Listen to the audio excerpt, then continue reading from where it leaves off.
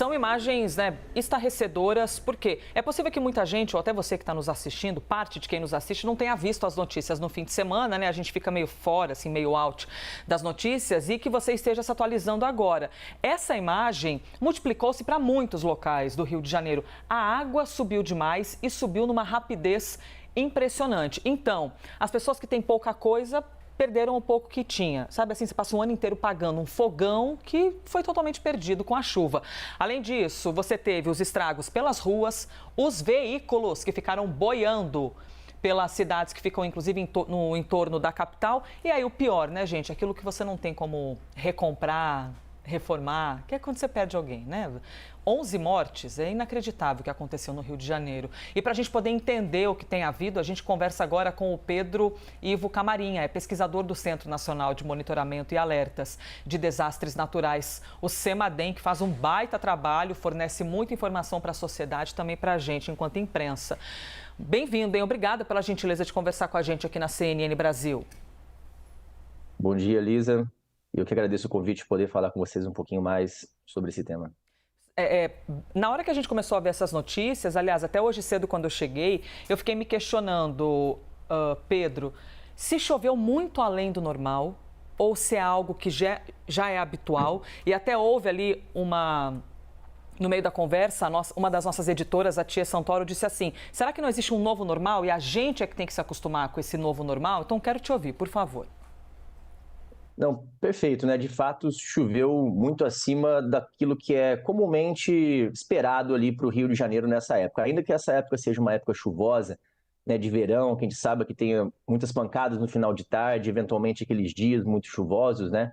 Ali perto de Nilópolis, Mesquita, a gente teve 280 milímetros em 24 horas. Isso é realmente um valor muito elevado para uma chuva que acontece só em um dia, né? Levando em consideração que já tinha chovido 2 dias antes, se você soma tudo, a gente chega em 350 milímetros mais ou menos, né? Então, de fato, a gente tem essas anomalias de chuva acontecendo muito mais frequentemente. E normalmente, quando elas acontecem, tem acontecido muito acima do normal, como a gente já tem visto, né, em vários outros desastres. Então, quando a gente fala sobre tudo isso, a gente está falando de mudanças climáticas, o que está estabelecendo, conforme você bem disse, um novo normal. É óbvio que essas chuvas elas não acontecem todos os meses, dificilmente acontecem todos os anos nos mesmos locais, mas são chuvas que antes aconteciam a cada 50 e 100 anos, que estão passando a acontecer a cada 30, a cada 10, e muitas vezes, em alguns determinados anos, como o de Laninha e El Niño muito intensos, podem acontecer até cada 2 anos, né? Então, o que chama bastante atenção é justamente isso, as mudanças climáticas sendo um dos fatores que propiciam a ocorrência dessas chuvas muito mais frequentemente daquilo que era esperado, né, algumas décadas atrás.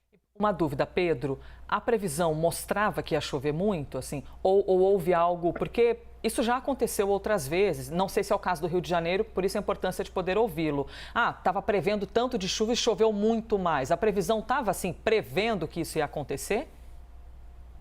Então, os modelos de previsão numérica, né, que a gente chama, são os modelos focados, né, em determinar, entre outras variáveis, a chuva, elas indicavam ali algo entre 70 a 100 milímetros, ou um pouco mais, e para a porção norte ali do estado de Rio de Janeiro, na verdade, na região serrana até Belo Horizonte.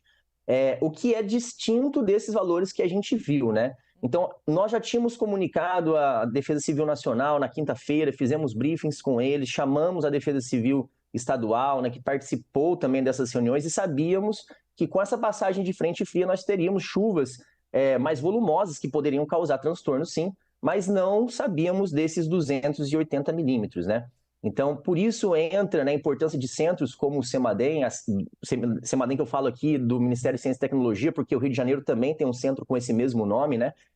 Que são centros que vão estar ali 24 horas olhando para uma série de evidências, radares meteorológicos, dados de satélite, e aí essas informações que não são possíveis de serem captadas pelos modelos, né, a gente consegue detectar quase que em tempo real e mandar esses alertas como uma forma de tentar mitigar os impactos, né, quase que em cima da hora, né? Então, de fato, os modelos não indicavam essa chuva, né, e talvez uma peculiaridade do Rio de Janeiro, como a Baía de Guanabara um pouco mais quente do que o normal, o litoral aqui, né, o Atlântico Sul está mais quente, talvez essas informações não sejam captadas por esses modelos ao passo de conseguir identificar, porque se nós olharmos no mapa, foi uma região pequena do ponto de vista meteorológico, onde choveu esse absurdo. Nas outras regiões acabou chovendo aquilo dentro do esperado, 100 milímetros, 80 milímetros, né?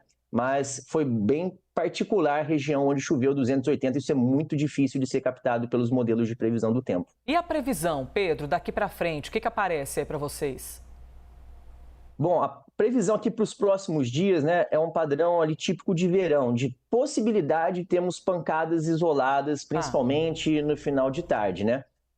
E lá para o final da semana, né, junto no final de semana, a gente tem uma possibilidade aí de um outro sistema chegar na região e trazer volumes maiores, o que traz um pouco maior de preocupação. Então, nos próximos dias, ficar bastante atento.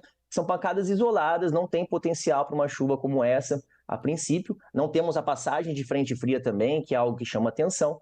Então, é ficar espertos para mitigar possíveis impactos que possam ainda acontecer nesses próximos dias. Pedro, muito obrigada pela gentileza de conversar com a gente aqui na CNN Brasil. Agradeço. Ouvimos Pedro Ivo Camarinha, pesquisador do Centro Nacional de Monitoramento e Alertas de Desastres Naturais, o CEMADEM. Pedro, bom dia, obrigada.